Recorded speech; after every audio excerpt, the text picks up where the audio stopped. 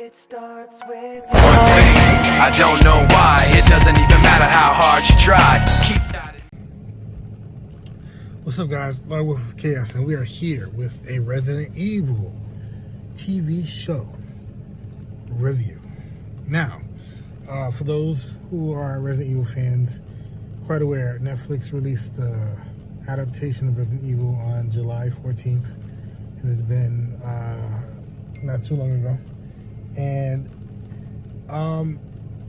I have to say, I just finished it. As a fan, on one end of the spectrum, I am a little, not disappointed, but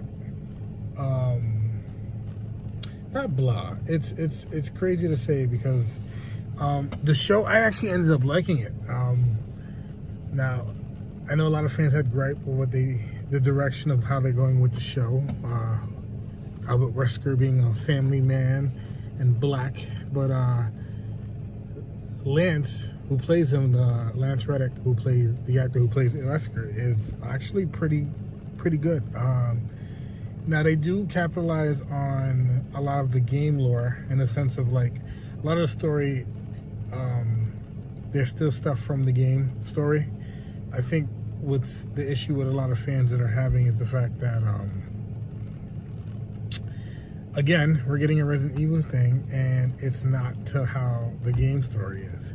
Like the movies just kind of went their own route, which is like, you know, kind of like a Hollywood thing.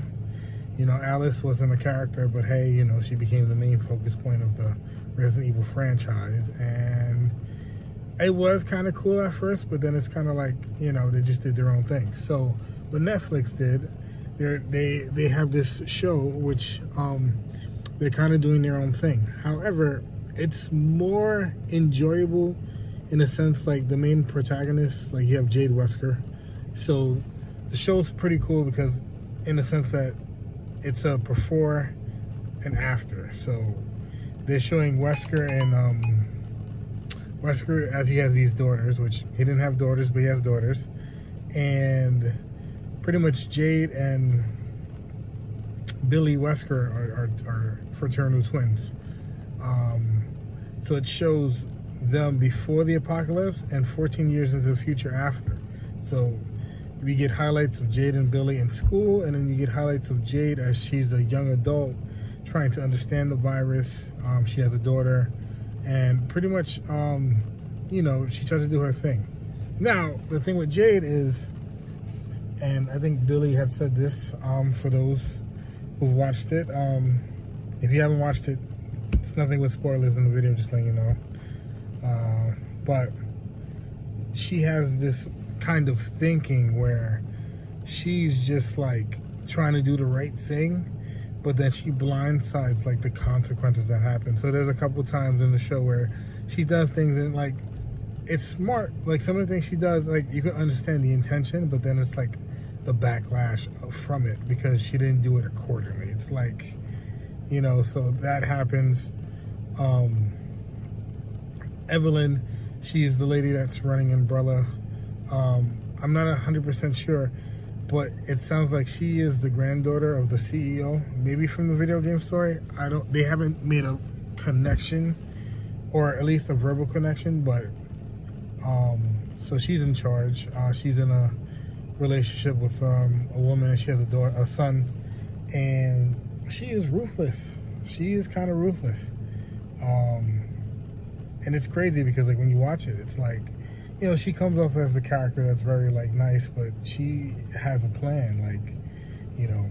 So at this point, this is after the events of Umbrella City, and they pretty much rebuild after they nuked the old Umbrella. It's a colony suburb where everyone who lives there is Umbrella workers. So they basically just made a whole section for them, for their families, you know, incentives and stuff like that. And it's pretty cool. Like I'm loving the direction I went. So it's not 100% to like how the game was, which is again a big letdown in a sense because as a Resident Evil fan, a person who plays the games, we have not gotten a live action adaptation that's accurate to how like the game story is. I think there was a movie, I didn't see it, but overall, it's like the animated movies, yes. The live action movie is kind of like we take the idea of Resident Evil and we're gonna do what we want with it because we can, and it's like okay, you know what I mean? So it's like, but you know, they're in this suburb, New Raccoon City, cul-de-sac, and like the kids go to school, da da da. So then as the story unfolds, like Wesker's daughter, Billy, she basically, you know, she's like, you know, well, before we get to that part, in episode 1, Wesker had like the only gangster scene, which was like super gangster. I actually like loved the scene because she was getting picked on at school. And basically, you know, her sister got the bully back and she got in trouble for it. And then the principal had called them into the office and stuff. And then the father of the bully was just, you know, he was on her. He was telling her she's a delinquent, she's going to go to jail. And then when Wesker pulls up, like his tune changed because he realized that it's Wesker. Anyone who knows Umbrella knows Wesker is like a top person in it, you know, prior to the whole collapse of civilization. And, you know, the way Lance just killed it in that scene was amazing. Like, that's like one of my favorite scenes. If there was ever a scene where you could just shit on someone at work, it was that scene. Basically, like, you know, he asked, he was like, you know, like, Dave, you know, what do you do? And Dave was like an analyst, I think he was. And Wesker just said like, oh, well, how many people can do your job? 1,000, 10,000? And he asked him, how many people you think can do my job?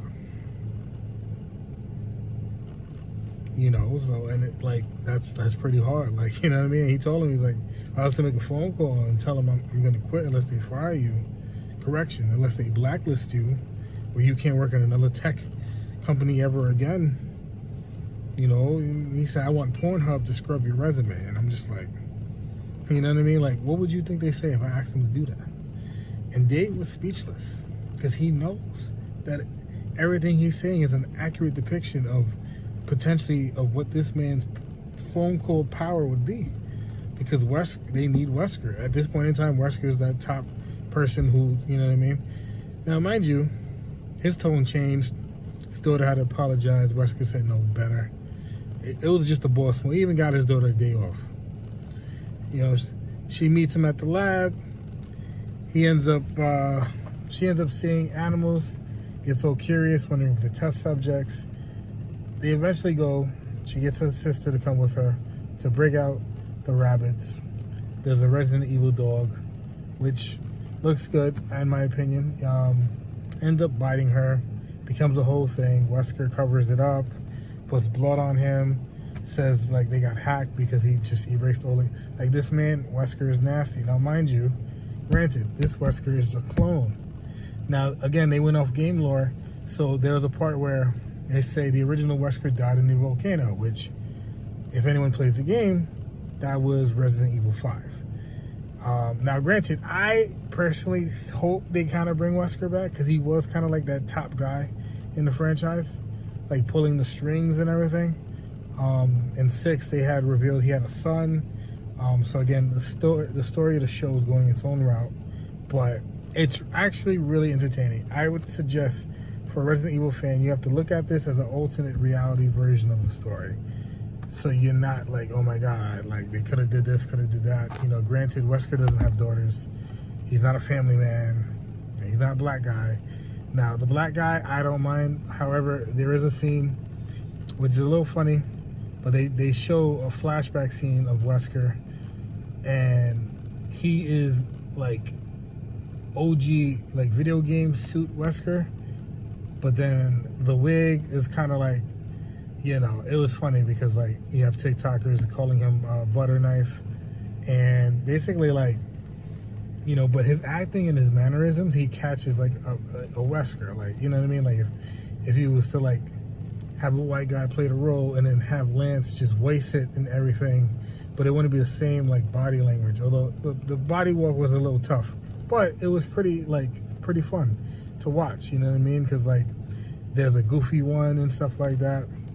Then Umbrella comes and tries to get him because, you know, Wesker has his own agenda. So that's what leads to the whole Wesker had clones. One of the clones ends up having a family because he's working for them, and like he even had kids. Now the kid thing was a whole genetic thing. Turns out, you know, Wesker needs a serum because he's a clone. Now the original Wesker in the video game, he actually was infected with the T virus, so he needed a serum in order to keep it in check, which also gave him super strength and super speed. So it's kind of cool if you think about it. Like, this Wesker needs a serum to survive, even though he's a clone. So the kids were genetically made, and part of them was the fact that their DNA blood is actually like his antidote, in a sense of like keeping him good. So, you know, that became a thing because Evelyn used that against him to get the kids mad at him. They found out the truth. Then they invaded his lab in the basement because, you know, they started finding out more about Umbrella and the things they really did. And they Jade reached out to a reporter who was silenced, in a sense, by Umbrella about the stuff they really do. They found the lab. They even found footage of old experiments, which lead back to the game story. So it's a pretty good tie-in, in a sense. Again, you have to take it as this is not the same as the video game world. So it's like, it might project the same characters, but it's a different spin. And then even like Jade Wesker, like, you know, the cool thing about it is it's not like how Alice was in the movies. Like, she's a regular person. Now, she might have like maybe some genetic things about her enhanced, but you don't see anything other than the fact that she's strong-willed. She does make mistakes. She's a regular person. Shit, half the time she's getting knocked on the ground and the head hit. You know what I mean? And it's like, you know, unlike the whole Alice story where like she kind of just started growing with progress. You know what I mean? Like, Jade still made mistakes up until like the season finale. Some mistakes are angrily to watch because it's like, why would you do that? But then it's like, you know, whatever. So, you know, the way the story's going is super. I like it, and I'm not gonna lie. Like, as a Resident Evil fan, again, I'm separating this from the game story, and I like the direction they're going. So you see it, you know. Eventually, they catch on to Wesker. They take him in. Then he finds out his clone, Burb Wesker, is still alive, who's the goofy version. And he's pretty cool. Like, and this is where you can see Lance Reddick's acting range, because it's like you have the serious Wesker who's like a dad, and then you have the clone version who's still alive, who's like kind of like a man kid, man child. Like, he went to Olive Garden and he made a fuss about breadsticks, but then he's deadly because the kids told him to stay away. But you know, it's family. He even had this one resolve with Billy where Billy was like, leave him, and and he was like, well, you know, family isn't perfect. You know what I mean? Like, it's a lot easier to be worse in the world. And it's like, it made sense. You know what I mean? Like, because they didn't want to fuck with their dad after that. But then it turns out, like, it was their dad wasn't really that bad. Like, yeah, he might have done things in the sense of, like, you know, the kids were like their blood is what helps him sustain himself. But he genuinely cares about his daughters. So I give it to him. Even towards the end. Towards the end, he makes a sacrifice play, tries to kill Evelyn. Oh, but right before that, oh man, we really get to see how a cold bitch Evelyn is. Because Evelyn, her son ends up getting bit by Billy. Now, Billy got bit earlier in the show by the virus and was able to fight it off. Probably due to her genetic marker made, but she can still infect other people. So like, she bites the son. Wesker tries to make a deal with Evelyn. Evelyn just looks at her son and shoots the guy point blank. Close her eyes. You can tell she was rattled, but she didn't hesitate. She's a dangerous bitch. Now, fast forward to present time. Evelyn's still there. The world went to shit. Jade ends up running back into Billy because Jade is trying to basically study the walkers and get an understanding of the T virus because it's going to change. Find that there's a little queen, there's a little system, and trying to like, she discovers like this thing where it can keep zombies away or call them.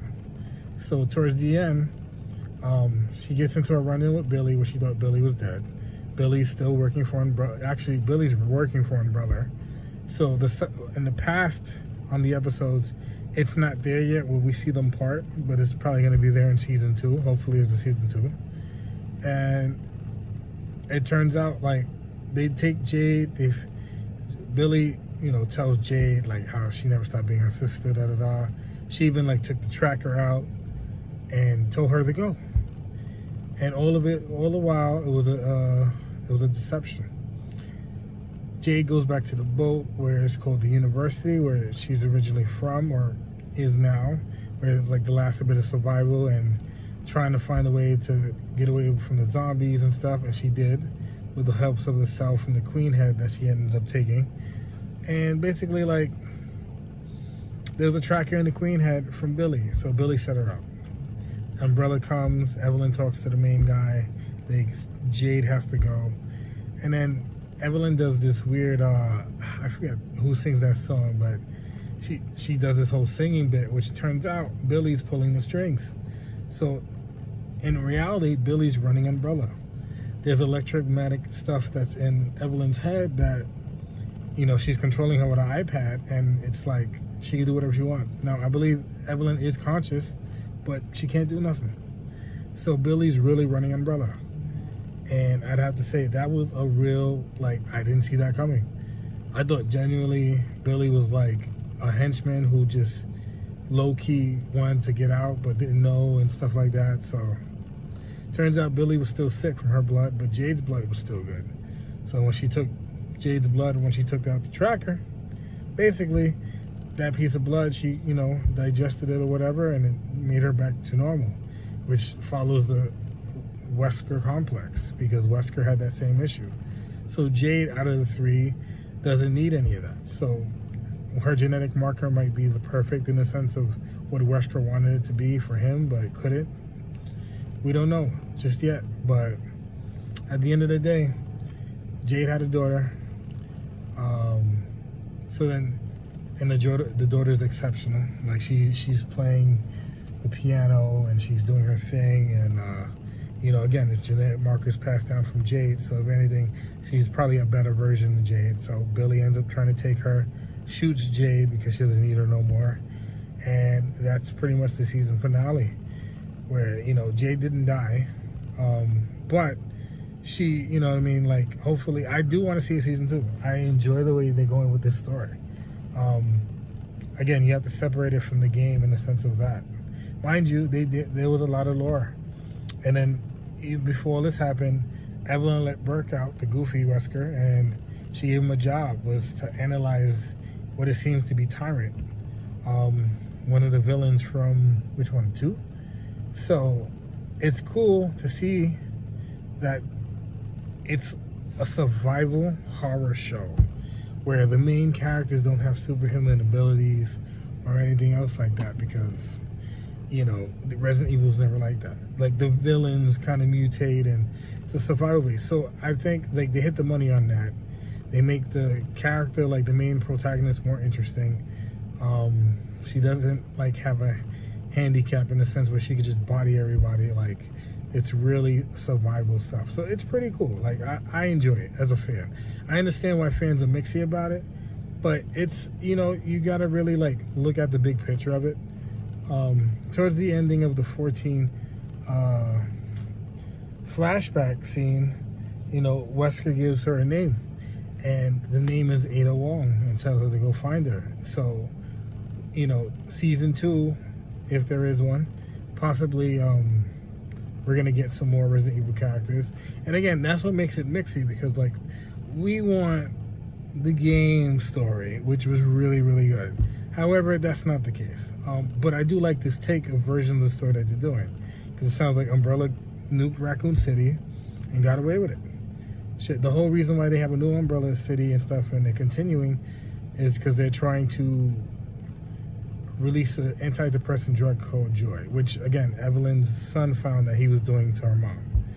Now, it turns out the drug has T virus remnants, so if you OD on the drug, you will become a zombie. Put it on the warning label. But other than that, like, you know, it's like Wesker's telling them, like, no.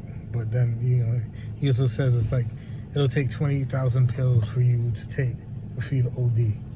So, you know, big corporate pharmaceutical companies doing what they want. Sound familiar? Hey. But other than that, it's an interesting show. You know what I mean? Like I said, I'd give it like a solid 7.5. It's entertaining. The accuracy of like the liquors, and they had like this giant spider and all that stuff is pretty good. So, you know, that's just my take on it. For those, you know what I mean? Again, like, I understand if you don't like it. I like it. I think it's pretty fun. You just gotta come into it with an open mind. But that's just my take on it. Season 1 was pretty good. I like it. I kind of want to see. I do want to see season 2, and the way they go in the story. But I also would like to see Netflix or Resident Evil done more correctly and accurately eventually. Maybe, who knows? But until then, I mean, you still got the games, and they're pretty awesome. But that's just my season 1 review of it. You know, shout out for the guys who watched the show with me, in a sense, like we spoke about it, and all those who like watched this video. I appreciate you guys. Like and comment. If you didn't like the show, comment down. Let's talk about it. Again, I understand why people don't. I'm more open-minded to it, says, you know what I mean? But I completely get it. But anyways, let's talk about it. Leave a like, comment, dislike about the video, and until next time, guys, Modal for Chaos. And